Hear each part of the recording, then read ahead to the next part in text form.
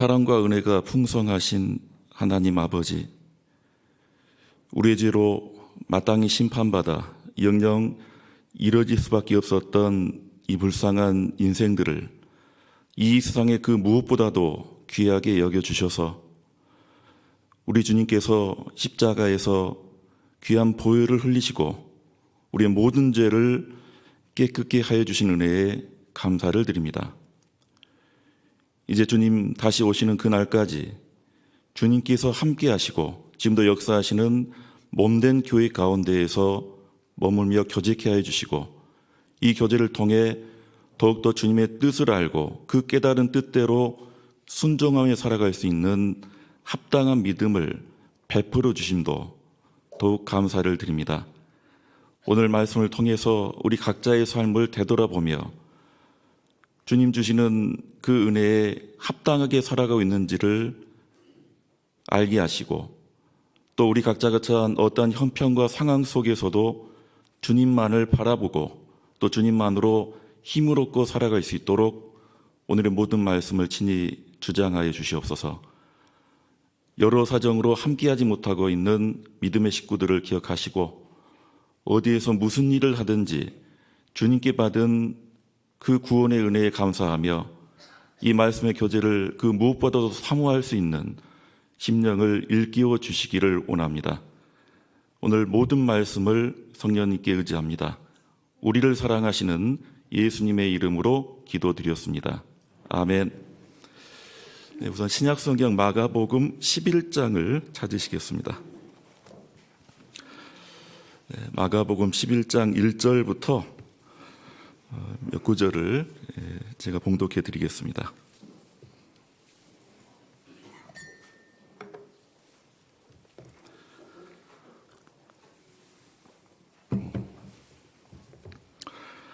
마가복음 11장 1절부터입니다. 저희가 예루살렘에 가까이 와서 감람산 벳바게와 베다니에 이르렀을 때에 예수께서 제자 중 둘을 보내시며 이르시되 너희 맞은편 마을로 가라. 그리로 들어가면 곧 아직 아무 사람도 타보지 않은 나귀 새끼에 매어 있는 것을 보리니 풀어 끌고 오너라. 만일 누가 너희에게 왜 이리 하느냐 묻거든 주가 쓰시겠다 하라. 그리하면 즉시 이리로 보내리라 하시니 제자들이 가서 본즉 나귀 새끼가 문 앞 거리에 매어 있는지라. 그것을 푸니 거기 섰는 사람 중 어떤 이들이 가로되 나귀 새끼를 풀어 무엇 하려느냐 하매 제자들이 예수의 이르신 대로 말한데 이에 허락하는지라. 네. 오늘 말씀은 우리가 잘 아는 예수님께서 이제 예루살렘에 들어가셔서 골고다 언덕 십자가를 지시고 모든 피를 흘려주시고 우리 모든 죄인들의 죄를 사해 주시려 그 구원의 은혜를 베푸시는 데 앞서 이 예루살렘을 들어가시는데 물론 그전에도 예루살렘을 몇 차례 방문하신 적이 있었습니다.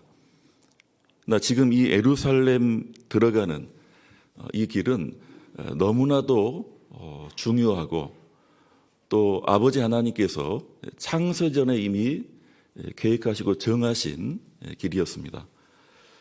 그래서 이스라엘 사람들이 보이도록 그 예루살렘 성에 입성을 하시는데 나귀 새끼를 끌고 오라고 했습니다. 처음 오신 예수님은 이 나귀 새끼를 타고 결국 예루살렘에 들어가셨고 다시 오실 예수님은 뭘 타고 오신다 했습니까? 구름 타고 오시고 또 계시록 19장에 보면 백마를 타고 온다 했습니다. 천군 천사와 함께 백마 타고 오시는 예수님, 고난과 죽음을 당하실 처음 오신 메시아께서는 참으로 낮은 모습으로 나귀도 아니죠. 나귀 새끼를 타고 예루살렘에 들어가셨고 이제 영광과 심판을 하러 오시는 그야말로 영광의 메시아께서는 만왕의 왕의 모습으로 백마를 타고 오신다 했습니다. 유대인들은 어떤 메시아를 원했습니까? 백막 타고 오실 메시아가 멋지고 또 힘이 넘치고 그들에게 다윗과 솔로몬 왕 때의 영광을 이 땅에 줄 거라고 생각하고 그 옛날 처음 오실 그리스도 예수님을 배척했습니다.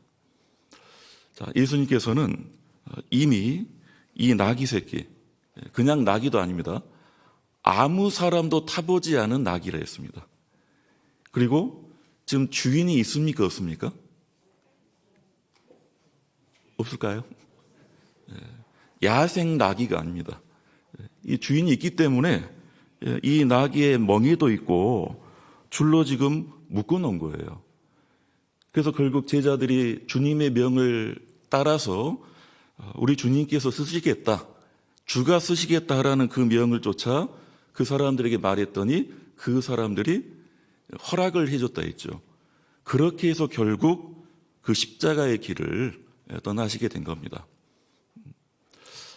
이 나귀 새끼는 언제부터 예비되었느냐? 그야말로 우리로 봐서는 2400년 전에, 그러니까 예수님 당시에는 한 400여 년 전에 이미 스가랴 선지자가 처음 오실 메시아는 나귀 새끼를 타고 들어가신다 했습니다. 마가복음 11장을 잡아놓으시고 스가랴서 9장을 봐보시겠습니다. 우리 신약성의 마태복음 바로 앞에 말라기서 있고요. 말라기서 바로 앞에 스가랴서 있습니다. 스가랴서 9장 9절입니다.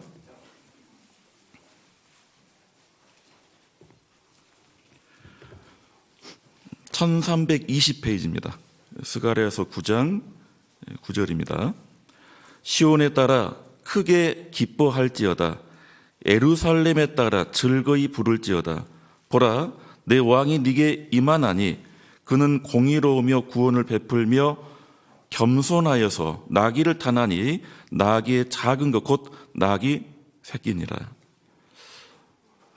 구원을 베풀어 오시는 예수님께서 왜 나귀 새끼를 타고 가시느냐? 왜 하나님은 결국 이 구원의 은혜를, 또 이 구원의 사역을 메시아 예수님을 통해서 이루시는데 이 나귀 새끼를 예비하셨는가? 이 보면 그는 공의로우며 구원을 베풀며 겸손하여서, 나귀 타는 모습을 우리가 자주 볼 수가 없죠. 동물원 정도 가면 이 나귀, 당나귀를 볼 수 있는데 이 나귀가 그래도 말보다는 어떻습니까? 멋집니까? 어떻습니까? 이 나귀가 그래도 짐은 많이 싣고 또 힘이 넘치고 뭐 그런 어떤 동물로 이용을 한다는데 사람이 나귀를 타고 간다. 그것도 나귀 새끼를 타고 간다. 사람을 태워본 적이 없는 나귀 새끼를 굳이 취해서 그 나귀 새끼를 타고 가신다. 그 이유를 분명히 스가랴 선지자는 말씀했습니다. 겸손하여서. 이 겸손은 인간적인 겸손이 아니죠. 그 높고 높으신 하나님께서 그 귀하시고 거룩하신 분이 인간의 가장 더럽고 추악한 죄를 짊어지시고 마땅히 심판받아 영영 이를 수밖에 없었던 그 인생들을 위해서 친히 몸소 그 인간의 몸을 입고 모든 고통을 당하시고 죽기까지 하셨습니다. 세상 사람들은 이 성경에 나타난 예수님, 그러니까 기독교라는 종교를 이해하는데 가장 이해하지 못하는 대목이 십자가 예수입니다. 아니, 성경에서는 하나님이라는 신을 그렇게 크고 높고 창조주고 역사의 주관자라고 높이면서 그 하나님의 독생자가 결국 나무에 달려 비참하게 죽었다. 세상의 어떤 종교도 그러한 내용이 없습니다. 자기네 믿는 신을 높이는 것은 높여도 그 신이 인간을 위해서 무엇인가를 해줬다. 그런 종교도 없고, 무엇인가를 해줬는데 고난과 조롱과 모든 것을 내어주셨다. 아니, 가장 천한 모습으로 와서 가장 낮아진 모습으로 돌아가셨다. 그런 종교가 있습니까? 그런 신도 없습니다. 자, 우리 예수님은 겸손한 마음으로 우리 죄를 짊어지시고 우리 죄를 구원하시려면 겸손하셔야 됩니다. 겸손이라는 건 하나님의 일을 그대로 순종하고 해 나갈 수가 있어야죠. 겸손하지 못하면 하나님의 일을 하지 못합니다. 한때는 하나님을 했다가 겸손하지 못해서 곧 교만해서 타락한 존재가 누구죠? 마귀입니다. 마귀 그도 한때는 천사였고 천사 중에 좀 능력이 큰 천사였죠. 그러다가 결국 자기 자리를 놓치고 자기 위치를 망각하고 하나님 자리에 오르려다가 천사의 위치도 잃어버리고 타락하게 된 거죠. 자, 예수님께서는 하나님의 일을 하시는데 하나님 일 중에 가장 크고 가장 중요한 일이죠. 태양을 만드는 일보다 이 천지를 창조하시고 나라를 세우시고 인간 역사를 주관하시는 일보다 가장 크고 중요한 일은 인간의 죄를 용서하고 그 인간의 영혼을 구원하는 일입니다. 그 일을 하려면 예수님께서도 가장 낮아지셔야 되고 그 낮아진 모습을 이 예루살렘 이스라엘 사람들에게 보이고 들어가셨습니다. 그래서 이 나귀 새끼를 굳이 취하시고 타고 가신 거죠. 아무 사람도 타보지 않은, 비록 경험이 없고 미숙하고 서툴다 해도 그 주님 가시는 길에 그 주님의 십자가 사역에 쓰임을 받았다면 이 나귀는 얼마나 영광스럽습니까? 함께 찬송을 받고 갔습니다. 호산나 찬송하리로다 주의 이름으로 오시는 이여. 나귀 새끼도 영문은 알았는지 몰랐는지 몰라도요, 갑자기 사람들이 와가지고 호나하면서 주님을 등에 업고 갔습니다. 경험과 능력과 지식이 먼저 중요한 게 아니라는 거죠. 엘리 대제사장 때 하필 이 법궤를 잃어버렸죠. 정확하게 보면 잃어버린 게 아니라 그냥 눈 뜨고 빼앗긴 겁니다. 당신은 성전도 없고 제대로 이 가나안 땅에 실로에나 성막을 짓고 있을 때나 이 법궤가 성막에만 안치된 게 아니라 하나님께서 이 법궤를 통해서 임재하시고 역사하셨기 때문에 전쟁 중에도 이 법궤가 전쟁터에 나가기도 했습니다. 하나님은 함께해 주시기 때문에 그 전쟁에 승리를 주시죠. 그런데 이 엘리 대제사장의 믿음이 흔들렸는지 이 두 아들이 너무나 못된 짓을 하고 결국 법궤를 짊어지고 전쟁터에 나갔다가 블레셋 사람들한테 빼앗긴 겁니다. 잃어버린 게 아니죠. 빼앗긴 겁니다. 그러니까 처음에 블레셋 사람들은 저 이스라엘 민족들이 그토록 섬기는 여호와 하나님 그 법궤를 차지해가지고 기분이 좋았을 거예요. 그런데 하나님은 그 법궤를 통해서 역사하시기 때문에 이 블레셋 사람들 사이에 계속 사람들이 이제 병으로 앓고 죽어갑니다. 이 독종이라고 지금 보면 아마 가장 센 전염병일 거예요. 어마어마한 병들이 이 블레셋 사람들에 퍼져가지고 죽어갑니다. 이제 안 한 거예요. 아, 우리가 저 여호와 하나님 법궤를 차지해서 이런 저주를 받고 있는가 보다.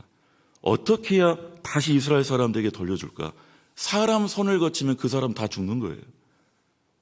그래서 새 수레를 만들어 가지고 소 2마리를 취해서 그 소 2마리에게 수레를 끌게 합니다. 사람은 타지 않았어요. 어떻게든 이스라엘 땅으로 이제 가게 합니다. 근데 그 소 2마리가 어떤 소였습니까?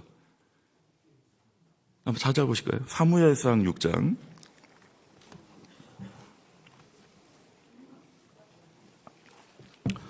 사무엘상 6장입니다.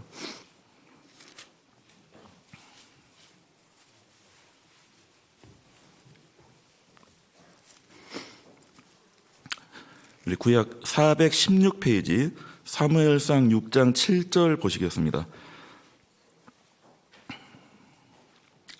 사무엘상 6장 7절입니다.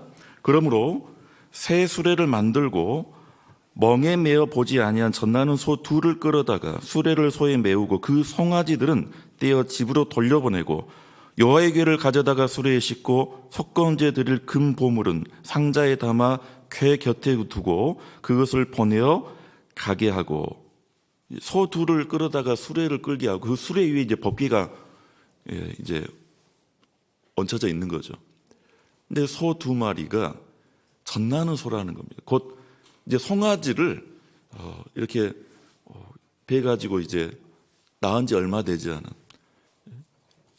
그 젖을 줘야 될 이 송아지가 있는데 이 송아지하고 어미소를 뗀 거예요. 떼놓고 이제 수레를 끌게 합니다. 10절에 보시면 10절입니다. 그 사람들이 그같이 하여 젖나는 소 둘을 끌어다가 수레를 메우고 송아지들은 집에 가두고, 12절입니다. 암소가 벳세메스 길로 바로 행하여 대로로 가며, 그 다음 같이 읽겠습니다. 갈 때에 울고 좌우로 치우치지 아니하였고 블레셋 방백들은 벳세메스 경계까지 따라가니라. 이 벳세메스라는 곳이 이스라엘 땅이거든요. 이스라엘 땅으로 이제 소 두 마리가 잘 끌고 가는지, 괜히 또 돌아오면 어떻게 돼요? 그럼 또 저주를 받는 거예요. 소 두 마리가 송아지를 떼놓고, 또 송아지는 또 집에 가둬놨어요. 그리고 이제 이스라엘 땅 벳세메스 가는 길로 보내는데 웃고 가요, 울고 가요? 울고 갑니다. 이 말 못하는 짐승도 자기 새끼를 뗐는데요. 그리고 이 소 두 마리가 수레를 많이 끌어봤던 소가 아니죠. 멍에 매보지 아니한 소예요. 지금 이스라엘 땅으로 가야 될 이유도 없습니다. 그런데도 울고 좌우로 치우치지 않았다. 법궤를 올려놓은 그 수레를 끌고 가는. 어쩌면 우리의 신앙도 이런 모습이 아닐까 싶습니다. 주님은 우리 어떤 경험과 능력보다도 내 상황과 형편에 맞지 않아도 주님께서 인도하신다면, 아니면 끌어가신다면 우리는 따라가든지 끌려가든지 좌우로 치우치지 아니하고 마땅히 가야겠죠. 벳세메스 이스라엘 사람들이 소 두 마리만 오는데 사람은 안 탔어요. 새 수레가 오는데 그 위에 빼앗겼던 법궤가 온 겁니다. 얼마나 기뻐합니까? 하나님께 제사를 드리는데 그 새 수레, 나무도 좋은 나무를 썼나 봐요. 장작으로 썼어요. 번제. 제물은요, 그 소 두 마리를 제물로 잡았습니다. 우리의 신앙생활을 예배라고 하는데, 우리는 예배라는 것이 이미 신앙생활로 배우지 않습니까? 예배라는 건 주님께 무엇인가를 마땅히 드려야 됩니다. 방금 우리 오늘 소식지에도 주님께 드릴 제물, 마음이라는 글을 잠깐 봤는데요. 우리가 마음을 드리든지 마음을 드릴 수 있었다면 우리가 가진 것을 드릴 수 있고, 어쩌면 드릴 수 없는 것, 드리기 싫은 것, 내가 할 수 없거나 하기 싫은 것까지도 해야만 되는 것이 어쩌면 주님이 바라시고 주님이 원하신 게 아닌가 싶습니다. 먼저는 주님은 우리의 어떤 능력을 보시려는 게 아닙니다. 사도 바울이 그랬죠. 하나님의 미련한 것이 사람보다 지혜롭고 하나님의 약한 것이 사람보다 강하니라. 하나님의 미련한 것이, 이 말로 보면 이건 정말 하나님 얻어간 말 아닙니까? 하나님의 미련한 것이 있을 수가 있을까요? 고린도 사람들이 워낙 마음이 높고, 특히나 이 고린도라는 도시가 되게 잘 살기도 하고 그만큼 살기 좋은 이 휴양지여가지고 이 그리스 로마의 이 문인들, 부자들, 좀 배웠다는 사람들이 이제 은퇴해서 이 말년을 보내는 곳이었나 봐요. 그러다 보니까 이 고린도 교회 안에서 주님을 믿고 따르는데 많은 판단이 있었습니다. 하다못해 사도 바울까지도 판단했죠. 그들에게 복음을 전해줬던, 목숨을 걸고 복음을 전해줬다는 이 바울 사도까지 판단한 거예요. 바울이 조금 부족하다. 베드로가 조금 낫다. 아니다. 아볼로가 그래도 괜찮다. 그런 문제가 고린도에 있었습니다. 그 고린도 사람들한테 결국 하나님의 미련한 것이 사람보다 지혜 있다 했습니다. 하나님께는 미련한 것이 있을 수가 없는데 그 높아지고 많은 걸 알고 있다고 생각하는 고린도 사람들에게 감히 하나님의 미련한 것보다 우리가 지혜롭다 할 수 있느냐? 우리는 하나님과 사람은 천지 차이죠. 그러니 하나님께서 우리에게 지혜를 보시고 우리의 어떤 능력을 보시고 우리의 강함을 보시고 우리의 경험에 의지하고 그럴 수가 없죠. 나귀 새끼를 쓰시든 멍에 매이보지 않은 소 2마리를 쓰시든 베드로를 쓰시든 좀 더 낫다는 요한을 쓰시든 하나님 보시기에는 차이가 없습니다. 도찐깨찐 아시죠? 하나님 보시기에는 차이가 없다는 거예요. 예수님 그랬죠. 이 돌들로도 소리 지르게 한다 했습니다. 하나님 백성이라는 날 때부터 히브리어 쓰고 율법으로 말을 배우고 율법을 외우기까지 하고 그러한 이 하나님 백성이나 이스라엘 사람들이 정작 하나님의 독생자 예수님을 몰라 보니까 이 돌들로도 소리 지르게 한다 했습니다. 누가 메시아인지, 메시아가 누구인지를 돌도 소리 지를 것이다. 하나님 보시기에는 차이가 없다는 거예요. 그래서 바울을 쓰신 겁니다. 왜? 바울은 세상 사람 보기에는 오히려 예수님 믿기 전이 더 잘 나갔던 사람이었습니다. 예수님 믿고 나서는 바울의 삶은 무너졌어요. 바울은 원래 이름이 사울이었죠. 이스라엘 첫 왕 사울이 난 베냐민 지파여서 어쩌면 가장 존경한 인물하면 사울 왕이었나 봐요. 우리 지파에서 왕이 났다. 자기 이름을 사울로. 그리고 바울은 바리새인 중에 바리새인이라 했습니다. 율법으로는 흠이 없었습니다. 바울의 고향이 다소인데 다소 사람 바울이라는 우리 성경이 있지 않습니까? 이 다소라는 곳이 좀 다소 외곽에 있어서 다소인가 했는데 제가 다소를 한번 가본 적이 있거든요. 성지순례 때 하도 그때 기름값이 비싸가지고 한 지금 정도 기름값이었어요. 지금 기름값 좀 떨어졌죠. 휘발유가 2,000원 막 넘어갈 때 비행기 타고 터키를 가기가 어려워가지고 배 타고 들어갔다가 버스 타고 이스라엘까지 갔어요. 지금은 그렇게 못 갑니다. 왜냐하면 시리아를 통해서 이스라엘을 들어가야 되는데 지금 시리아 나라는 절대 못 들어간 나라거든요. 다소가 어디냐면 그 시리아 바로 위쪽에 있어요. 터키 땅이긴 한데 이 다소를 가봤더니 바울 고향 다소가 시골이 아니라는 걸 알게 됐어요. 2000년 전 로마 시대 그 보도블록 그대로 있습니다, 지금도. 그리고 무슨 클레오파트라는 여자 있죠. 그 신혼여행 지었대요. 아직도 기억나요. 그걸 왜 기억하고 있냐면 그 다소 중심 딱 광장에 무슨 문이 하나 있는데 로마 개선문처럼 그게 신혼여행 선물로 줬대요. 그만큼 다소가 로마 시대, 그러니까 사도 바울 시대에는 대단했던 곳이었습니다. 거기서 났다는 거예요. 그러니까 바울은 유대인 중에 유대인인데도 날 때부터 로마 시민권자였죠. 그렇죠? 근데 그 모든 것들이 예수님 만나고 예수님을 믿고 따르는데 모든 게 이제는 배설물처럼 여긴다 했습니다. 이름도 바꿨습니다. 사울에서 바울로. 바울은 자기 자신의 교회 안의 위치를 정확하게 알았어요. 확실하게 말했죠. 에베소서 3장 봐보시겠습니다. 에베소서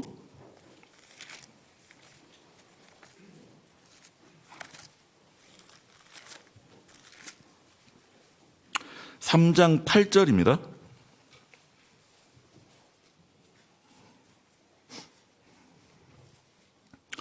에베소서 3장 8절입니다. 모든 성도 중에 지극히 작은 자보다 더 작은 나에게 이 은혜를 주신 것은 측량할 수 없는 그리스도의 풍성을 이방인에게 전하게 하시고, 사도 바울의 위치는 어디입니까? 모든 성도가 모였다면 그 중에 지극히 작은 자가 있을 거고, 그 지극히 작은 자보다도 더 작은 자가 자기 자신을 생각했습니다. 왜요? 바울이 사울 시절에 어떻게 살았습니까? 예수님 믿는다는 사람, 그리스도인을 핍박하고 감옥 보내고 죽이기까지 하려고 담메색 가다가 예수님 만났잖아요. 당시에 그리스도인들은요, 사울하면 벌벌 떨었어요. 도망가기 바빴습니다. 그 사울이 우리 잡으러 담메색에 온다는데 오다가 예수님 만나가지고 눈을 못 뜨고 식음을 전폐하고 있어서 그 사울을 찾아가라니까 머뭇머뭇거렸죠. 진짜 그 사울이 예수님을 만나고 예수님 앞에 무릎을 꿇고 굴복했는지. 네, 사울은 그 예수님이 메시아임을 깨닫고 더군다나 자신이 그 메시아를 핍박한 줄을 알고 낮은 자리까지 내려갔죠. 지극히 작은 자보다 더 작은 나, 그렇기 때문에 측량할 수 없는 그리스도의 풍성을 바울에게 특별히 허락하시고 이방인들에게 복음을 전하게 하신 겁니다. 능력이 있어서가 아니죠. 그죠? 배움이 많아서가 아닙니다. 물론 바울은 지식도 많은 사람이었고 그 지식을 통해서 성경도 기록할 수 있었겠지만, 그러나 하나님 보시기에는 바울이나 갈릴리 바다에서 물고기 잡던 베드로나 차이가 없습니다. 사도 바울의 서신서나 베드로 전후서를 봤을 때 차이가 느껴지던가요? 똑같이 하나님께서 주신 말씀으로 그들의 어떤 경험, 능력, 지식이 쓰임을 받았다 하더라도 그건 하나님 보시기에 아무 차이가 없습니다. 모세를 하나님이 부르실 때 애굽 왕자, 이집트 제국의 왕자 모세를 부르시지 않았어요. 그때 불러도 충분히 쓰실 수 있었을 텐데. 그렇잖아요? 나이도 젊었어요. 40세. 가진 것도 많았고 아는 것도 많았고 애굽의 모든 학문에 능했다 했습니다. 그런데 그 모세를 쓰지 않았습니다. 오히려 나이도 이제 40년 지나 80세. 80세 모세가 하나님 부르심 받을 때 직업이 뭐였습니까? 양치기, 목동. 미디안 그 족속 안에서 그냥 살아가는. 아마 모세는요, 내가 젊었을 때는 애굽 공주가 어머니인 줄 알고, 특히나 사료에 보면 이 애굽 공주 사료가 나와가지고요, 이 모세가 어쩌면 바로의 후계자가 될 수 있었을 것이다. 많은 왕자가 있었을 텐데 그 정도로 잘 나갔던 이 모세가 80세 됐을 때까지 어떻게 살아갔을까요? 한때는 내가 저 나일강 흐르는 애굽에서 잘 나갔는데, 그죠? 돌아갈 수는 없어요. 갔다가는 죄인이에요. 애굽 사람 때려 죽였잖아요. 이제 나이도 들고 이 여생은 이제 이름 없는 목동으로 살다가 내가 이제 그냥 끝나는구나. 그러할 때 하나님이 부르셨습니다. 모세가 어떻게 반응했죠? 왜 이제야 부르십니까 했습니까? 지금 당장 애국 가서 군대를 일으켜가지고 바로를 대적하고 내 동포를 건지겠으면 했습니까? 모세가 나는 본래 말에 능치 못합니다 했습니다. 모세가 정말 말에 능치 못할까요? 그게 나이 들어서 말한 게 아닙니다. 모세가 40년을 더 살고 120세에 하나님이 취하에 가실 때까지 모세가 눈이 흐리지 않고요, 총기가 흐리지 않았다 했어요. 모세는 나이만 들었지 신체적으로나 지능적으로 절대 나이 든 사람이 아니었습니다. 그런데도 하나님 앞에는 내가 본래 말에 능치 못하다. 나는 입이 뻣뻣하고 혀가 둔한 자다. 하나님 그랬죠. 내가 네 입에 친히 말씀을 주고 그 말씀을 행하게 한다 했습니다. 애굽 왕자 모세였다면요, 아마 바로 칼 꺼내고 갑옷 입고 하나님 일한다고 나갔을 거예요. 80세 모세는 이제 자기 능력이고 자기 가진 게 그것으로 하나님 일을 할 수가 없고 온전히 하나님께서 이끌어 주셔야만 그 하나님 일을 할 수 있음을 그때부터 하루하루 40년 생활을 통해서 알았을 겁니다. 우리 에레미야서 봐보실까요? 구약성경 에레미야 1장입니다.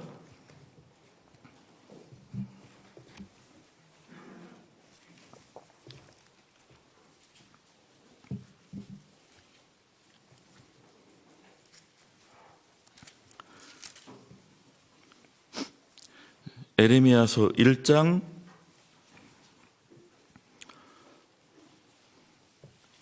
6절입니다. 5절부터 보시겠습니다. 에레미야서 1장 5절. 내가 너를 복중에 짓기 전에 너를 알았고 내가 태에서 나오기 전에 너를 구별하였고 너를 열방의 선지자로 세웠노라 하시기로 내가 가로되 슬프도소이다 주 여호와여 보소서 나는 아이라 말할 줄을 알지 못하나이다. 여호와께서 내게 이르시되 너는 아이라 하지 말고 내가 너를 누구에게 보내든지 너는 가며 내가 네게 무엇을 명하든지 너는 말할지니라. 에레미야가 선지자로 지금 하나님 부름을 받고 있을 때 에레미야도 나를 보내소서 내가 여기 있나이다 이렇게 하지 않았죠. 말한다고요, 말 못한다고요. 선지자가 다른 건 몰라도 하나님 말을 전할 수 있어야 되는데 바로 에레미야의 대꾸가 뭡니까? 나는 아이라. 아주 어린 아이는 아니죠. 한 19, 20살 약관의 이 에레미야 말할 수 없다고. 말할 줄 못합니다. 에레미야가 지금 하나님께서 자기에게 맡기시고 전하고 외치라는 말은 다른 말이 아닙니다. 에레미야 나라 그 조국이 멸망당한다. 그 나라가 없어진다. 그 말을 해야 돼요. 이 20살 나이면 군대 갈 나이 아니에요. 에레미야 집안이 고위 관리 집안이에요. 자기 삼촌, 사촌들은 다 잘 돼요. 바로 왕 옆에서 신하하고 있고 시종장하고 있고 에레미야도 그런 꿈이 없겠습니까? 그런데 나라 망한다는 얘기를 또 누구한테 해야 되느냐? 왕 앞에서 해야 되는 거예요. 게다가 나라 망했다가 하나님은 다시 70년 만에 그 나라에 돌아오게 하겠다. 그 70년 에레미야 연수라 그러죠. 그 말을 해야 되는데 나는 말할 수 없습니다. 왜 그럴까요? 아니 자기가 속한 나라가 망하는 것도 지금 통탄할 일인데 왕 앞에서 했다가는 지금 목 잘릴 일입니다. 말이 70년이지 70년 만에 나라를 되찾는다? 그게 희망일까요? 어떻게 생각하십니까? 왜 성경이 대개 2000년, 3500년 이런 시간대니까 70년 만에 하나님이 기필코 나라를 되찾게 하고 그 나라 다시 돌아온다. 그게 별거 아닌 것 같아도요. 일제 36년의 2배입니다. 실제로 하나님 말씀대로 70년 만에 그 땅으로 돌아왔던 이스라엘 사람들 대부분은요. 페르시아가 고향 땅이에요. 나이든 노인분들 빼고는 다 이스라엘 땅에서 나고 자란 사람들이 아니었습니다. 70년의 이 연수가 보통 연수가 아니에요. 에레미야가 지금 말로 전하는데 하나는 멸망당한다. 이스라엘 불순종으로. 또 하나는 그래도 하나님은 우리를 잊지 않고 70년 만에 돌아오게 하겠다. 에레미야의 마음 가운데에서도 지금 확신이 없는 겁니다. 이거 잘못되면 자기부터 망하고 자기부터 죽는 거예요. 그런 에레미야에게 하나님이 이렇게 하셨습니다. 11절입니다. 에레미야서 1장 11절 여호와의 말씀이 또 내게 임하니라 이르시되 에레미야야 내가 무엇을 보느냐 대답하되 내가 살구나무 가지를 보나이다. 12절 함께 읽겠습니다. 여호와께서 내게 이르시되 내가 잘 보았도다. 이는 내가 내 말을 지켜 그대로 이루려 함이니라. 갑자기 살구나무 가지를 보여주면서 살구나무 가지를 보여주시면서 네가 무엇을 보느냐?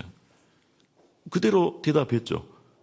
내가 살구나무 가지를 보나이다. 이 말을 이렇게 봐요. 이스라엘 말로 살구나무라는 말이 아주 확실하다. 진짜 그대로 된다. 그 단어하고 거의 비슷한 단어래요. 살구나무라는 이 발음이 이스라엘 말로 사케드라고 한다는데 그 말이 확실하다. 진짜입니다. 그 말하고 거의 비슷하대요. 에레미야가 자꾸만 저는 아입니다. 나이도 어리고 말도 못하고 전 안 됩니다 하고 있는데 하나님께서 갑자기 살구나무를 보이시고는 에레미야의 입에서 이게 살구나무라는 단어가 나오지만 실제는 확실하다는 말이 나오게 한 겁니다. 그리고 하나님 말씀하신 거예요. 네가 잘 보았도다. 이는 내가 내 말을 지켜 그대로 이루려 함이니라. 에레미야가 지금 해야 될 일은 뭡니까? 말하고 말한 대로 에레미야의 어떤 능력으로 경험으로 이루는 겁니까? 결국 하나님이 다 하시는 거예요. 에레미야에게 주신 그 말씀대로 하나님께서 다 이루시고 그대로 지키시는 것은 하나님의 능력이고 하나님의 역사입니다. 에레미야는요, 말만 전하면 된다는 거죠. 신앙생활은 결국 자기 확신의 과정이 아니고 하나님을 확신하는 삶의 변화입니다. 잘못하면 신앙생활 하면 할수록 자기 확신에 빠지는 거예요. 연수가 이렇게 계속 길어지면 구원받은 1년, 5년, 10년, 20년, 30년 그 연수에 비례해서 믿음과 신앙이 채워집니까?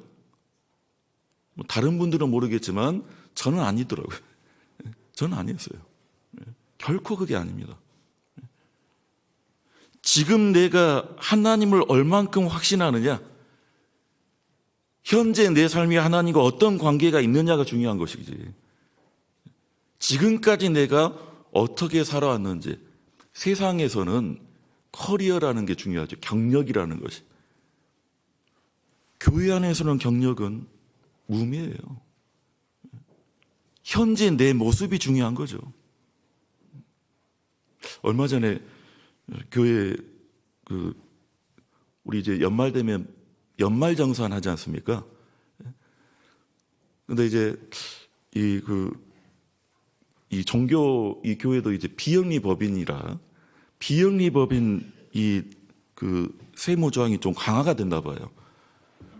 그래서 이제 작년도 아니고 몇 년 전 연말정산 때문에 제가 세무서를 몇 번 이제 오간 적이 있습니다. 그래서 결국 근거로 뭘 제가 이제 내야 되냐면 이제 담임 위치에 있기 때문에 저희 부산점이 지금 6년째 있거든요. 그러니까 6년 전부터 당신이 여기 법인의 담임 맞냐? 그거를 이제 근거로 내라 해서 총회에 저도 처음 떼봤어요. 무슨 경력자 증명서라는 게 또 있대요. 그걸 한번 떼봤어요. 그랬더니 이제 그동안 있었던 교회 그게 연수가 다 있더라고요. 저도 처음 봤습니다. 그래서 그냥 세무서 갖다 주었습니다. 해결됐는데 진짜 이건 저한테도 아무 의미가 없는 거예요. 다른 사람한테도 아무 의미도 없고 제가 그 전에 어디 교회에 있었다는 게 무슨 의미가 있습니까? 물론 추억이 있을 수가 있고 그 당시 함께 있었던 성도와 그런 추억을 나누는 교제나 필요하지 무슨 의미가 있어요? 현재 내가 무엇을 하느냐가 중요하죠. 현재 내가. 지금 내 모습이 결국 주님이 바라시는 모습입니다. 주님이 바라시는 모습입니다. 저도 이제 광주가 고향이라서 그동안 광주에 처갓집이 있는데 올해 마지막 김장을 이제 장모님이 하신다 해가지고 그동안 제가 이제 처갓집 김장을 가볼 수가 없었습니다. 자매만 보냈는데요. 이번에 이제 요수에 딱 이 타이밍이 적절히 맞아가지고 저도 이제 김장을 한다고 토요일 날 김장한다 해서 금요일 저녁에 갔다가 오랜만에 예전에 교제했던 형제들 몇 명을 만났어요. 그래도 광주에서 다 봉사하고 위치를 잡고 있는데 한 형제 오랜만에 봤는데 너무 기뻤습니다. 봉사를 한다는 게 너무 기뻤어요. 그 형제를 35년 동안 봤거든요. 청년 때 빼고 봉사를 했다는 얘기를 못 들었어요. 한 번씩 만날 때마다 다른 얘기를 물을 게 없어요. 교회 안에 봉사하고 교회 안에서 교제하고 있으면 우리가 교회 안에서 얘기를 많이 나누죠. 근데 그 형제만큼은 이 대학거리가 없는 거예요. 애가 몇인지 잘 모릅니다, 저는. 세상 말로는 정말 친구인데 일하는데 그 일이 얼마나 잘 되는지 그건 중요한 게 아니에요. 이제야 봉사를 맡았다 해서 1시간 교제가 끝날 게 2시간 가까이 갔어요. 우리는 주님의 쓰임을 받아야 됩니다. 나를 확신하는 것이 아니라 하나님을 확신해 가는 거죠. 에레미야가 말할 줄 못합니다 하니까 하나님이 에레미야에게 웅변하고 끊어준 게 아니잖아요. 에레미야의 그 부족한 능력을 개발시켜준 게 아닙니다. 딱 하나밖에 없죠. 확실하다. 걱정 마라. 하나님 말씀대로 하나님은 역사하신다. 그나마 에레미야는요, 처음부터 확실하게 하나님이 다 보여주셨습니다. 이러이러한 말씀을 에레미야에게 맡기시고 그 말씀도 이러이러한 역사를 이룰 것이다 말씀하셨죠. 그런데 어떤 사람은요, 자기 생애를 통해서 하나님께서 계획하신 대로 이루어 가심을 자기 생애를 통해서 결국 깨닫게 하셨어요.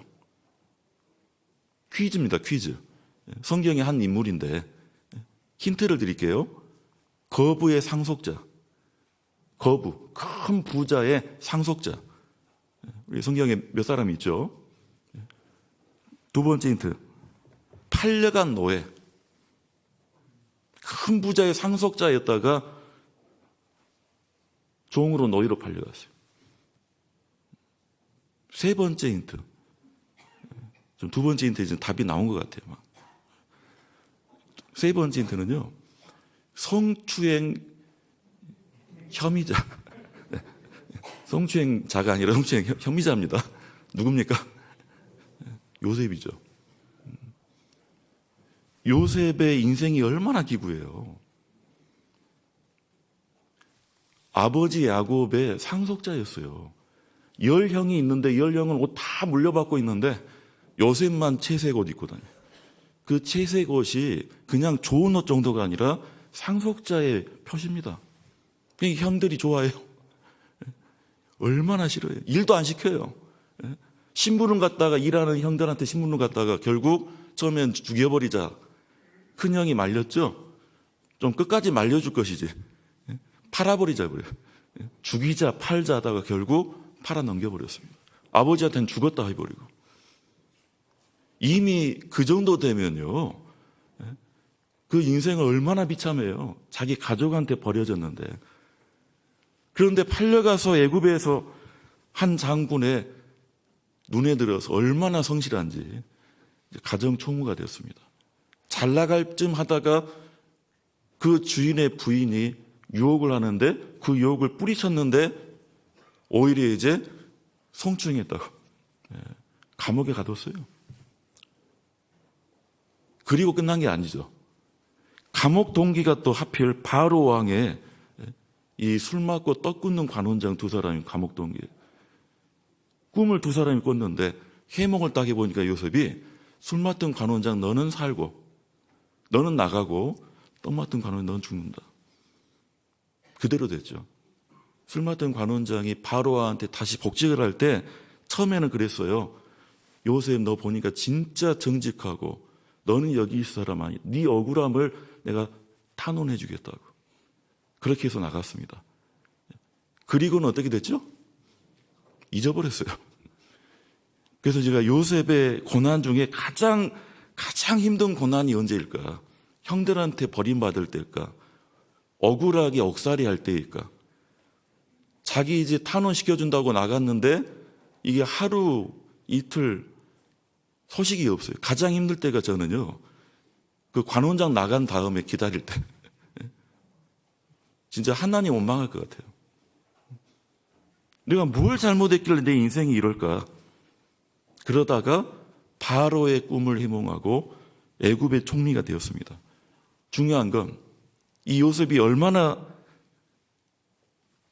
대단한 인물인지, 형들을 봤을 때 형들이 나중에 알았잖아요. 그 위험 넘치는 애굽의 총리가 자기 동생인데 하필 자기들이 죽이려고 했고 팔아버렸던 요셉이라는 거예요. 이거 감옥 가든지 죽든지예요. 그때 요셉이 뭐라 했습니까? 요셉이 형들을 용서한 게 아닙니다. 우리 정확히 봐볼까요? 창세기 45장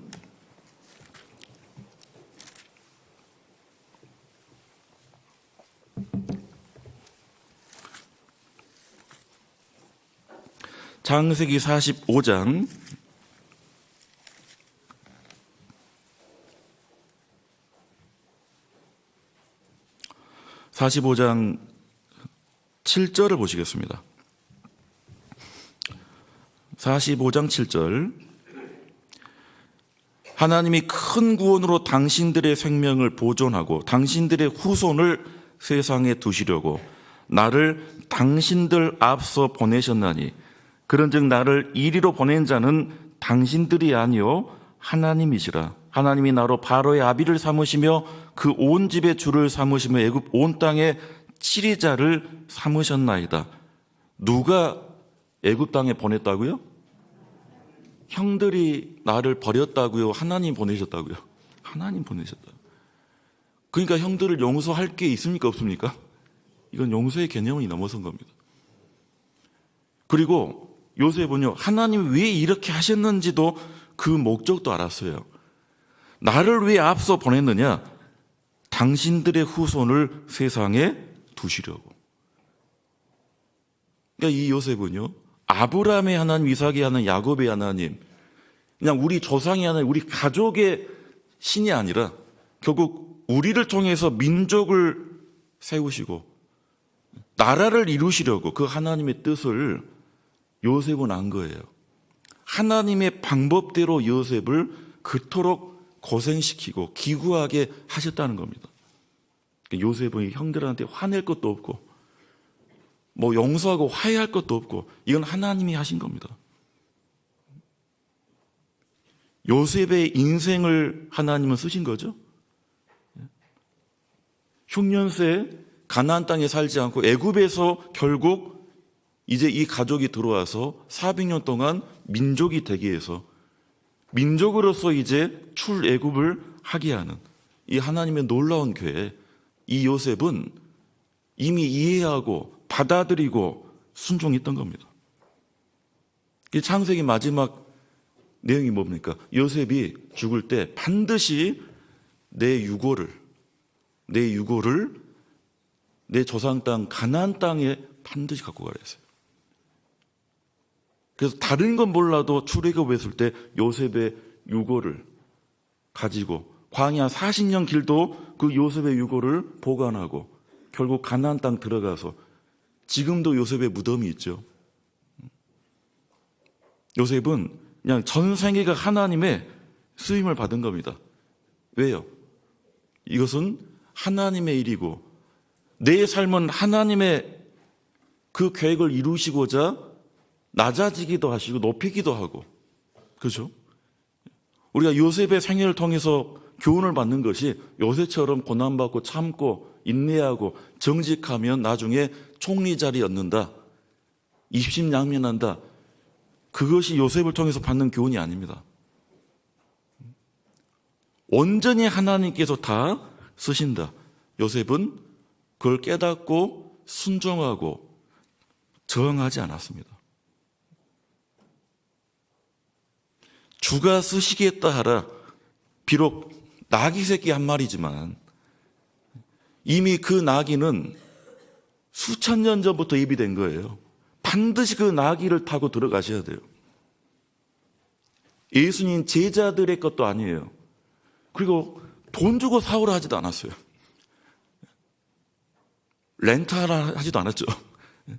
주가 쓰시겠다 하라. 그러면 이 주인이 누구란 얘기입니까? 실제 그 나귀의 주인이 있을지라도, 그날 아침까지도 나귀에게 염을 줬던 주인이 있을지라도 그 나귀의 주인은 누구십니까? 바로 주님이십니다. 그것을 따르고 제자들도 그대로 말을 전했습니다. 우리가 처음 구원받으면 주님이라 하죠. 오히려 구원받았을 때는 구주가 되신 거죠. 예수님은 나를 구원해 주신 주. 영어로 구세주면 세이비어잖아요. 나를 구해줬다예요. 구해줬다고 해서 주인 되는 겁니까? 주인 되시려면 내가 주인으로 인정이 돼야 되거든요. 주인으로 인정하려면 내 소유권이 진짜 주인 것이라는 것이 인정이 돼야 됩니다. 인정이 되십니까? 예수님 피로 내 모든 죄를 구원해 주셨다. 그거는 구주세요. 예수님이 주인 맞으십니까? 공무원 생활하신 분들은 그 관청 안에 본인이 쓰는 책상일지라도 의자라도 다 누구 거예요? 자기 겁니까? 그냥 다 붙여놨어요. 다 붙여놨어요. 그 여수 시 아니면은 국가 거, 그 관공서 거. 그 나중에 또 물품 대장해가지고 감사받으면 다 맞아야 돼요, 이게. 뭐 돈 정도 맞추는 게 아닙니다. 교회가 좀 크면요, 교회도 이 무슨 관공서처럼 다 붙여놔요. 교회 안에 무슨 아이들 도서관 책이 있어도 다 이렇게 직은 찍죠.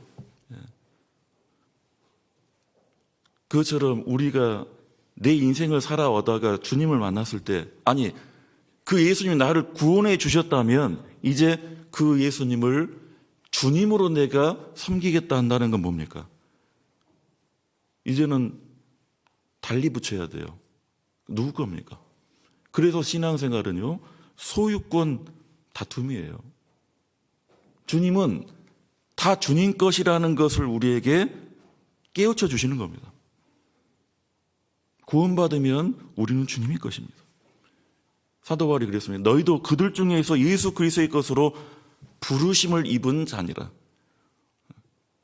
로마서에, 그래서 로마 교회에서 지금 구원받은 그리스도인들에게 너희는 예수 그리스도 것으로 부르심을 입은 자다. 이거 잘못 전해지면요, 로마 시대에서는요, 목 잘려 죽습니다.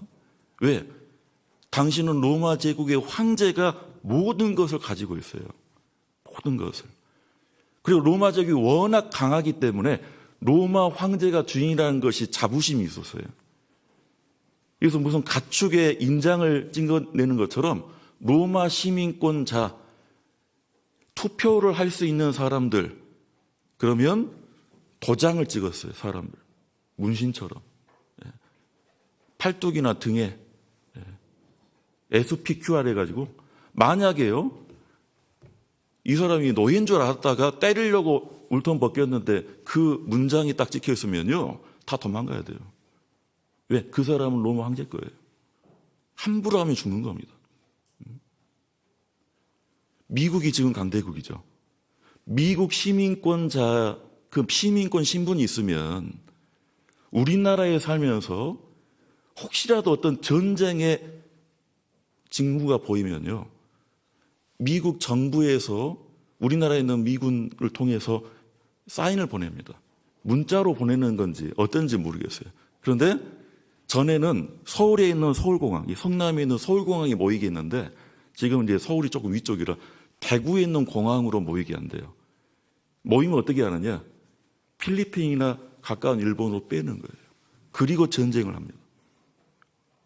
실전 상황이 그렇게 합니다. 그래서 가끔 그런 문자를 통해서 훈련을 한대요. 우리 민방위 대피 훈련을 하는 것처럼. 문자 받아본 적 있으세요? 미국 정부를 통해서? 그건 대단한 분입니다. 영어 잘한다고 되는 게 아니에요. 영어 한마디 못해도 시민권자 그거 있으면요, 문자 옵니다. 예. 한국 국방부보다 더 먼저 올 수도 있어요. 그게 강대국이니까 그러죠. 하나님께서 하나님의 그 예수님의 피로 사신 구원받은 그리스도인을 그냥 구원만 시켜놓고 나중에 천국에서 만나자고 하시는 분이 아니죠. 하나님의 것으로 이미 삼으셨습니다. 하나님 보시기엔 하나님 것인데 정작 내가 봤을 때는 내가 누구 거냐. 그래서 신앙생활은 이게 다툼과 갈등과 혼란이 있죠, 처음엔. 신앙이 어리면 아직도 내 거라고 생각해요. 모든 것들이. 아이들 입대면 무슨 말부터 합니까? 네 거야 합니까? 내 거야 합니까? 아이들이 놀면서 네 거야 하는 애들 있던가요? 엄마하고도 엄마 거야 하는 애들 별로 없어요. 다 지 거예요. 다 내 거예요. 엄마 식칼 갖고 있어서 식칼도 주라 그러잖아요. 이 사람의 소유는 본성입니다. 소유는 본성이에요. 동물보다 더 넘치는 본성이 사람에게 있죠.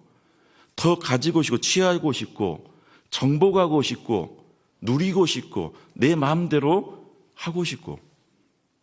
그런데 하나님을 만나고 하나님을 내가 주인으로 섬긴다. 그럼 어떻게 해야 됩니까? 이제 인정하고 살아가야 돼요. 영국의 그 왕이었다는 여왕이었죠. 빅토리아 여왕 시대. 그 시대가 해가 지지 않은 나라라 있죠. 아프리카 땅까지 영국 여왕이 다스렸어요. 그래서 아프리카에 큰 호수가 있는데 웬만한 바다보다 더 크다는데요. 그 호수가 원래 아프리카 사람들이 붙여진 호수 이름이 있는데도 군대가 가서 정복을 하니까 하루아침에 그 호수 이름이 빅토리아 호수가 됐어요. 지금도 빅토리아 호수를 합니다. 영국 왕이 자기 권세로 그냥 다 자기 거 삼은 겁니다. 영국 국기가 들어가면 다 영국 여왕에 속한 거예요. 근데 빅토리아 여왕이 말년에 좀 신앙심이 독실했대요. 자기 믿음을 좀 신하들한테, 백성들한테 좀 홍보하려고, 좀 보여주려고 이 여왕이 말년에 한 할머니, 아주 그 어렵게 혼자 살고 있는 할머니 집에 방문 일정을 잡아놨대요. 그래서 여왕이 갔습니다. 신하들 다 갔죠. 누추한 혼자 독거하고 있는 어떤 할머니, 그 집안에 들어가서 이 할머니가 차도 끓여주시고 환담을 하는데 여왕이 이미 뭔가를 계획하고 간 겁니다. 왜? 그 할머니가 어렵게는 사셔도 그 마을에서는 가장 믿음이 좋으신 분, 그 할머니를 통해서 자기 믿음을 보여주려고 차 마시다가 그 한쪽 벽에 예수님 십자가 그림이 딱 걸려져 있어서 할머니, 예수님을 주님으로 섬기고 계십니까? 그렇다는 거예요. 그러면 지금까지 이 집에 할머니 사시는 이 누추한 집에 드나든 손님 중에 가장 귀한 손님은 누굽니까? 그러면 할머니가 누구를 할까요? 여왕님이시죠? 이렇게 말을 할 거라고 예상하고 그러면은 아닙니다. 누구? 예수님이시죠. 저보다 예수님이 훨씬 더 귀하신 분입니다. 이렇게 딱 말을 하면 옆에 있는 신하들이 그냥 감탄을 해가지고 막 위인전이 막 이게 쓰여질. 그걸 이제 작정하고 가서 할머니한테 물어본 거예요. 할머니, 이 집에 그동안 드나든 손님 중에 가장 귀한 손님, 고귀한 사람은 누굽니까? 빅토리아 여왕님, 오늘 오신 우리 여왕 피하시죠? 할머니 그렇게 대답한 거예요. 그러니까 이제 이 여왕이 쓱 웃으면서 아닙니다. 저보다도 더 귀하신 이 예수님 아니십니까? 할머니가 아니래요. 여왕님이 가장 귀한 손님이십니다. 아니, 예수님이 더 귀하신 분입니다. 아닙니다. 예수님은 이 집의 주인입니다. 예수님은 손님이 아닙니다. 예수님은 이 집의 주인이시지 귀한 손님은 당신이요. 차 다 마셔서 빨리 가시오. 여왕은 손님일 뿐이에요. 호수를 자기 이름으로 하고 뭐 군대가 자기 것이고 어디 영지가 자기 것이고 그 작은 집 하나 할머니 여왕 거예요, 누구 거예요? 예수님을 주님이라고 한다면 주님 거죠. 고린도전서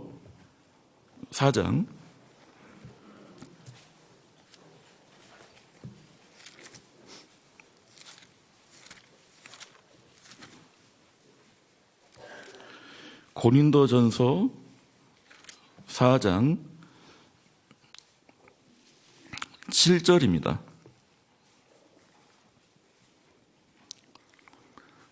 4장 7절입니다. 누가 너를 구별하였느냐? 네게 있는 것 중에 받지 아니한 것이 무엇이뇨? 네가 받았은즉 어찌하여 받지 아니한 것 같이 자랑하느냐? 이 고린도 사람들이 자랑을 많이 했나 봐요. 자랑을 왜 할까요? 자기 거라고 생각하니까 그러죠. 비교하려고 하죠. 조금 더 나은 거. 그걸 구별해라 한 겁니다. 누가 너를 구별했느냐가 자랑한다는 뜻입니다. 천한 거 못난 거 이 구별이 아니고 내가 더 낫다. 비교하고 자기를 드러내고 그런데 네게 있는 것 중에 받지 않은 것이 무엇이냐? 받지 아니한 것이 무엇이냐? 네가 받았은즉 어찌하여 받지 아니한 것 같이 자랑하느냐? 내가 지금은 가지고 있을 뿐이지 내 것은 아니란 겁니다. 가지고 있을 뿐이지. 설날 세배받아 아이 지금 막 세뱃돈 받고 있어요. 엄마가 보고 있습니다. 다 압니다 지금. 다 알죠. 누구 거예요. 친척집에서는 가지고 있지만 집에 오면 어떻게 해야 돼요? 내놔야 돼. 물론 요즘 아이들은요 또 워낙 그 저축 이게 조절해가지고 학교에서 통장을 만들어 주잖아요.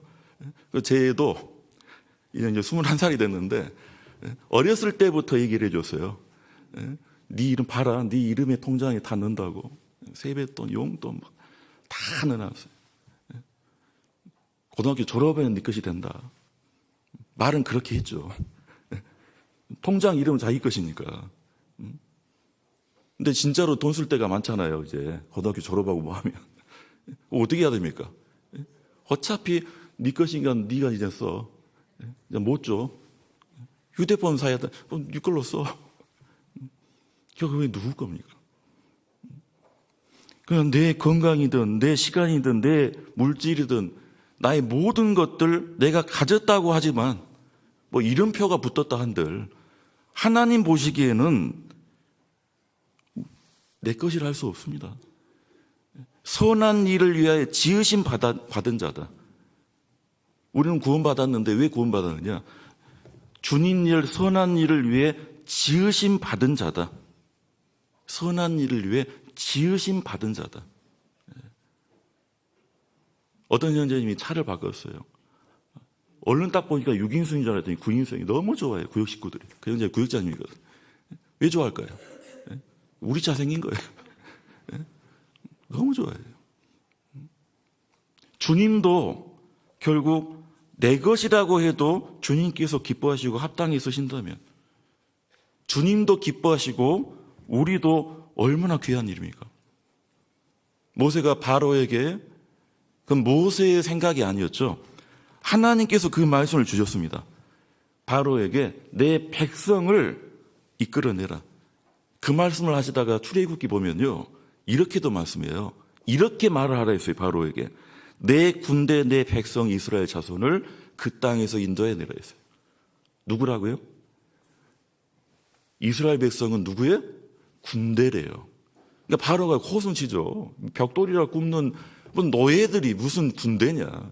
칼이나 잡았나? 말도 안 돼. 그런데 바로에게 거슬리는 말은 그거보다 내 군대, 내 백성. 누구 군대요? 누구 백성이에요? 이 듣도 보도 못한 무슨 여호와라는 하나님 신의 백성이고 그 하나님의 군대라니 내줍니까? 반역이 다른 데 있는 게 아닙니다. 한 왕, 어떤 권세자에게 속한 것이 있는데 다른 권세를 말하면요, 그게 반역이에요. 그게 반역입니다. 그래서 중국은 철저하게 그 소수 민족이나 소수 국가 독립을 외치거나 문구가 들어가면요, 그걸로 그냥 끝장나는 거예요. 모세는 담대하게 외쳤습니다. 지금 노예라고 보지만 그 사람들은 하나님의 백성이요, 하나님의 군대다. 주가 쓰시겠다 하라. 그러면 주가 쓰시는 거고 우리는 그 주님의 쓰임을 받는 거죠. 봉사를 통해 또는 직분을 통해 어떤 일을 통해 쓰임을 받는 거죠. 왜? 어차피 주님의 것이기 때문에. 백부장이 예수님께 자기 믿음이 얼마나 확실한지 예수님도 인정했습니다. 내가 이만한 믿음을 이스라엘 백성 중에서 만나보지 못했다. 그 믿음이 뭐였습니까? 예수님, 말씀만 하면 돼. 죽어가는 종 낫습니다. 말만 하면 됩니다 했어요. 굳이 집에 오셔가지고 안수해 주시고 주무르시고 뭐 할 게 아닙니다. 죽어가고 있지만은 생명의 주님께서 말씀만 하시면 내 아이는 낫겠었나이다. 그러면서 이 백부장이 군인이잖아요. 부하가 100명인. 자기도 수하에 부하가 있어서 저더러 가라면 가고 오라면 옵니다. 우리가 주님 것이라면, 주님이 쓰시겠다 하면 가장 중요한 뭡니까? 그것은 따르는 겁니다. 순종하려면 또 어떻게 해야 됩니까? 인정할 수 있어야 돼요. 그것이 겸손이죠. 낮아져야 돼요. 하나님이 어떤 분이고 내가 어떤 존재인지를 아는 게 겸손이죠. 세상에서의 겸손의 덕목은 자기를 낮추는 것인데, 그 낮추는 것도 겸손이지만 자기 위치를 바로 아는 것이 겸손이죠. 유대인들은, 랍비들이 그랬대요. 돌멩이 둘을 양쪽 호주머니에 넣고 평소에 다니라 했답니다. 힘든 일, 억울한 일, 화나는 일, 이해 못하는 어떤 어려움을 당할 때 한쪽 호주머니에 있는 돌을 꺼내서 이 돌멩이 하나라도 창조하신 분, 지으신 분이 누구냐? 내가 믿는 하나님이 어떤 분이냐? 돌멩이 하나도 하나님은 창조하신 분이에요. 인간은요, 돌멩이 하나도 이해 못합니다. 현대 물리학의 근본 목표는요, 돌멩이 하나가 어떻게 이루어졌는지 쪼개기 어려운, 쪼개지 못할 때까지 쪼개보는 게 현대 물리학이에요. 아직도 돌멩이 하나 이해 못했습니다. 한쪽 편에 다른 돌멩이 하나를 꺼내서 그러면 나는 어떤 존재냐? 하나님은 돌멩이 하나도 다 창조하신 분이라면 나는 어떤 존재냐? 결국 나는 나중에 이 한 줌의 흙으로, 성경에 흙이라는 단어가요, 좋은 흙의 의미가 아닙니다. 암송하죠. 전도서 12장 말씀에. 전도서 말씀에도 흙은 여전히 땅으로 돌아가고 너는 흙이니 흙으로 돌아갈지니라. 그 흙은 먼지라는 뜻이에요. 좋은 흙이 아닙니다. 먼지예요, 먼지. 나는 어떤 존재냐? 결국 나는, 내 육신은 흙으로 되어서 흙으로 돌아갈 뿐. 내가 믿는 하나님은 그렇게 크고 높고 대단하시고 능력이 크신 분. 그러니 내가 지금 당하는 이 일을 내가 이해하지 못하고 감당하지 못하고 때로는 억울하다고 해서 내가 주저앉을 수는 없다는 거죠.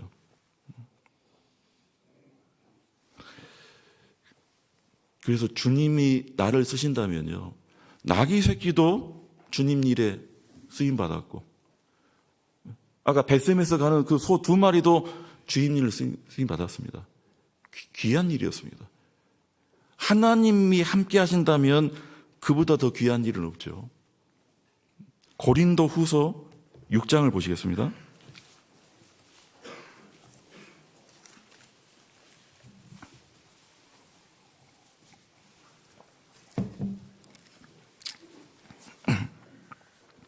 고린도 후서 6장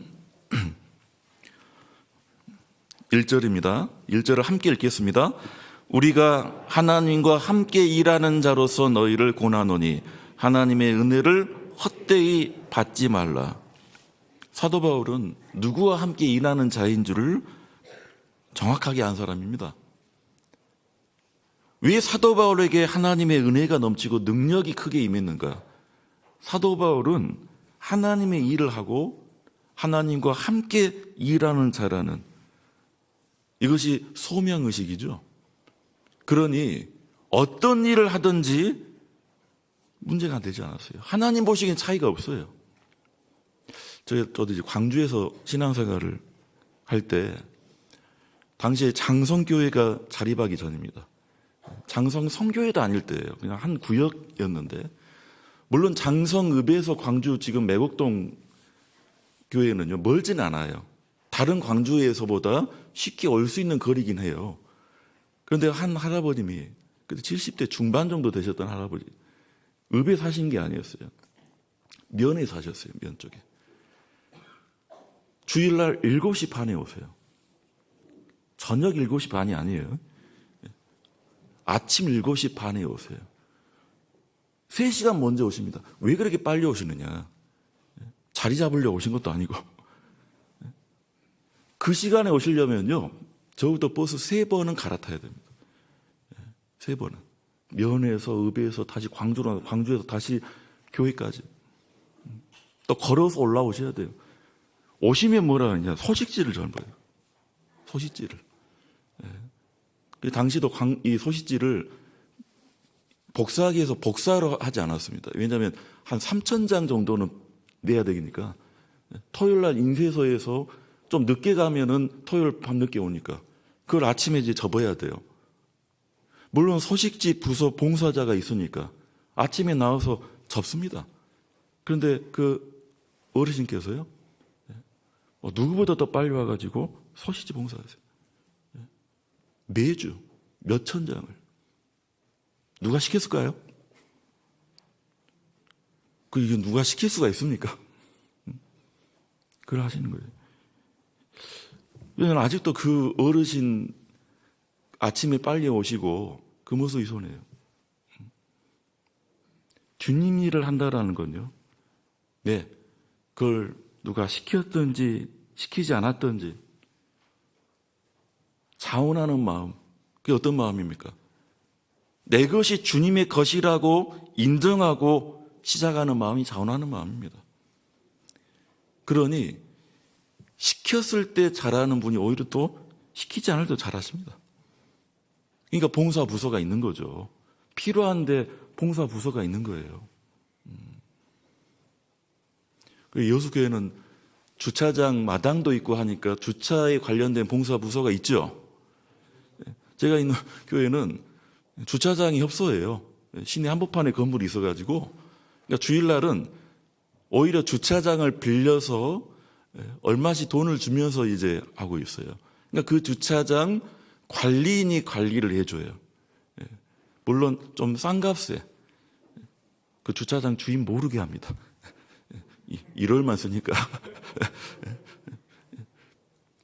그러니까 저희 교회는 주차 부서가 없습니다. 그러니까 전도 집회할 때도 안내할 일이 별로 없어요. 왜냐하면 교회 주차장은 빨리 차버리거든요. 주님의 일이 있다면요, 결국 자원하는 마음도 중요하고, 자원하는 마음이 온전하다면 당연히 순종이 온전해지겠죠. 그건 당연합니다. 그래서 내가 어떤 일을 하든지 이건 하나님과 함께 일하는다. 구약시대에 솔로몬 성전을 짓고 레위인들이요, 그래도 다른 지파들보다는 레위인들이 좀 특별한 지파 아닙니까? 하나님의 일을 앞서서 하는 지파. 그 지파 안에서 제사장도 나오고 대제사장도 나오고. 근데 레위인들이 그 일을 이제 시작하는데 대대로 후손대로 이제 지파대로 계열대로 이제 일을 맡아서 합니다. 누구는 제사장 일을 해요. 제사장 복 입고. 누구는 짐승만 잡아요. 누구는 찬송을 해요. 구약시대 성전 찬송자는 레위인만 할 수 있었습니다. 누구는 찬송합니다. 누구는 성전 문을 지키는데, 또 누구는 하나님께 드릴 그 소재물 관리를 합니다. 우리 역대상 9장입니다.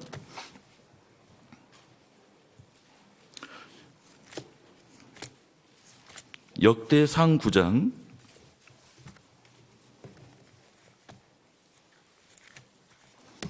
26절입니다.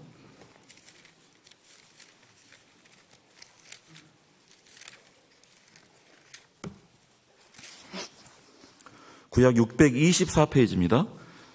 역대상 9장 26절. 이는 문지기에 두목된 레위 사람 대신 기묘한 직분을 맡아 하나님의 전 모든 방과 곳간을 지켰습니다. 저희는 하나님의 전을 맡은 직분이 있으므로 전 사면에 유하며 아침마다 문을 여는 책임이 있었더라.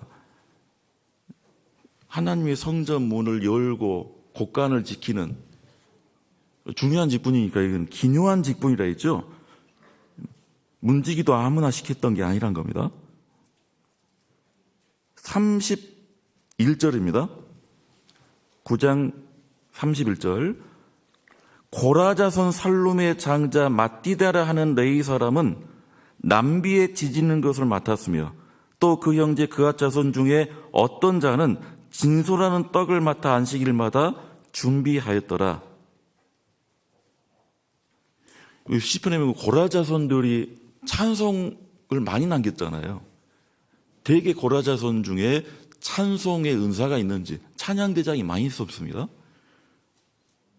그런데 여기 고라 자손인데 레인 중에 아주 중요한 계열이 고라 자손이에요. 그런데 이 마띠라는 사람은요, 이름까지 나왔는데 하는 일이 뭐라고요? 남비에 지지는 것이.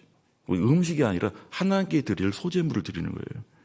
또 그 형제 그앗 자손 중에 어떤 자는 진설하는 떡을 맡아 안식일마다 준비한다. 떡상에 떡을 맡아요. 그앗 자손이 법궤를 메울 수 있을 정도로 아주 중요한 사람들인데, 근데 이 사람은 하필 떡만 맡아요. 누구는 남비만 지져요. 누구는 문 앞에서만 서 있어야 돼요. 누구는 앞에서 찬송이에요. 33절. 또 찬송하는 자가 있으니 곧 레위 족장이라 저희가 골방에 거하여 주야로 자기 직분에 골몰함으로 다른 일은 하지 아니하였더라. 자, 이 말씀은 솔로몬 성전 안에 레위인들이 각자 무슨 일을 맡게 되느냐, 그리고 이제 시대가 거듭될수록 그 일은 계속 물림받습니다. 그런데 주님은 그랬습니다. 기묘한 직분이라고. 주님 일은 모든 것이 중요합니다. 모든 것이. 교회 봉사를 어떤 취미나 어떤 교양 활동으로 아시면 안 됩니다. 내가 하고 싶은 것, 내가 할 수 있는 것을 하는 게 교회 하나의 직분과 봉사가 아니죠. 우리가 봉사하다 보면요, 그 일이 힘들어서가 아니에요. 힘들 때가 언제죠? 사람이 보일 때입니다. 사도 바울이 하나님과 함께 일하는 자로서라 했습니다. 이게 하나님이 내게 주신 일이다 한다면 전혀 문제가 되지 않아요. 그런데 사람이 보이면 어떨까요? 사람이 보이면, 그러면 모든 게 무너져요. 예전에 교회에 자판기가 있었어요. 자판기는 이게 밑에 허드렛 물, 그 찌꺼기 물을 한 번씩 빼줘야 됩니다. 저도 처음에 몰랐어요. 자판기 관리는 그냥 종이컵만 새 거 넣어주고 커피나 이런 차만 넣어주면 쉬운 게 아닌가 했는데, 이 물을 빼줘야 돼요. 아주 오래전 일인데, 당시에 은장에는 아니시고요, 좀 연세가 있으시면 구원을 받고 얼마 안 돼가지고 그 일을 맡으셨어요. 근데 저는 너무나 그 모습이 귀하게 보였습니다. 왜냐하면 그분이 선출직이 아니라 관선 시장을 역임했던 분이었거든요. 80년대에. 복음이 안 들어가요. 딸들이, 사이가, 자식들이 말씀을 전해도 안 들어갑니다. 80년대 시장 자리 정도면요, 경찰을 움직였던 사람이에요. 안 돼요. 그러다가 큰 이 병을 앓고 나서 마음이 낮아져 구원을 받았습니다. 그리고 나서 이제 자판기 관리를 은장회에서 이제 이 내림 봉사였나 봐요. 그게 하필 그분을 시켰어요. 교회 오면 그분이 하는 일은 다른 게 아닙니다. 컵 집어넣고 커피 털어놓고 제일 중요한 이제 그 커피고 뭐 녹차고 그 찌꺼기 물을 화장실에 버려요. 사람이 보이면 은혜도 능력도 오히려 문제도 없어 걸려버립니다. 그런데 내가 교회 안에 할 일이 있구나. 그리고 주님 알기 전에 병상에만 있었던 내가 구원도 받고 교회 안에서 내가 이 일을 할 수 있구나. 그 감사함으로 하시는 모습이 진짜 그는 주님의 일을 하고 있는 거죠. 누가 봉사하려면 하나님의 공급하시는 힘으로 하는 것 같이 하라. 그 말씀이죠. 우리는 하나님이 그 힘도 분명히 주십니다.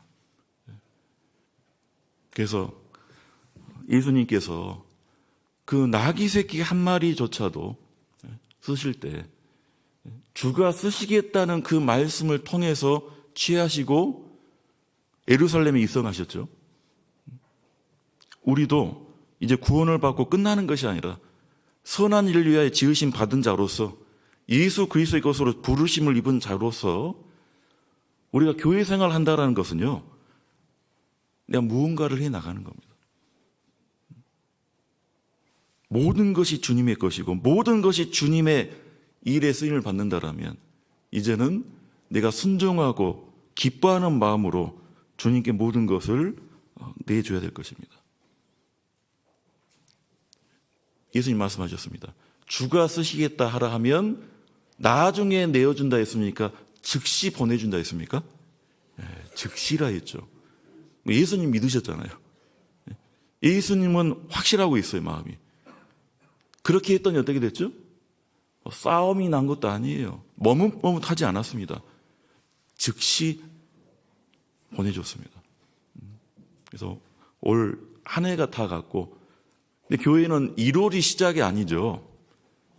이미 12월에 구역이 바뀐 수도 있고, 어떤 봉사가 바뀔 수도 있고, 우리 이미 12월에 모든 게 새로워지죠. 우리가 정말 주님 안에서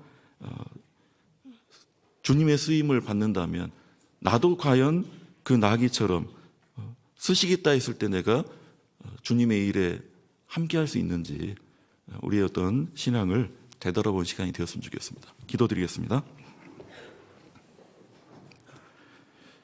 거룩하신 하나님, 우리가 하나님을 이전 알지 못할 때에 우리의 삶이 얼마나 비천하였는지, 아무 의미도 아무 소망도 목적도 없었던 이 인생들을 참으로 귀하게 여겨주셔서 구원해 주시고 또한 주님의 이 거룩한 교회 가운데에서 주님의 일을 하게 하여 주신 은혜 너무나 감사드립니다.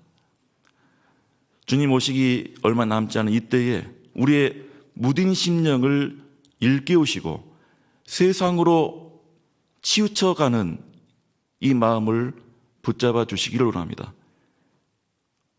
죄를 위해서만이 주님께서 피 흘려 주신 것이 아니고 참으로 우리 가진 것, 우리의 모든 것을 주님의 피로 사셨음을 우리가 알고 이후의 모든 삶을 주님의 것으로서 온전히 쓰임 받기를 간절히 기도드립니다. 여수교회에서 계획하고 교제하고 기도하는 모든 일에 주님의 뜻 가운데에서 응답해 주시고 또 주님의 뜻만이 이루어지기를 원합니다. 공주에서 봉사하고 계시는 우리 여수교회 성도님들에게도 능력을 더하시고 오고 가는 발걸음도 주님께서 함께하여 주시옵소서. 또 오늘 이후 시간도 주님께 의지하면서 우리를 사랑하시는 예수님의 이름으로 기도드렸습니다. 아멘. 네, 우리 찬송가 372장을 하시겠습니다.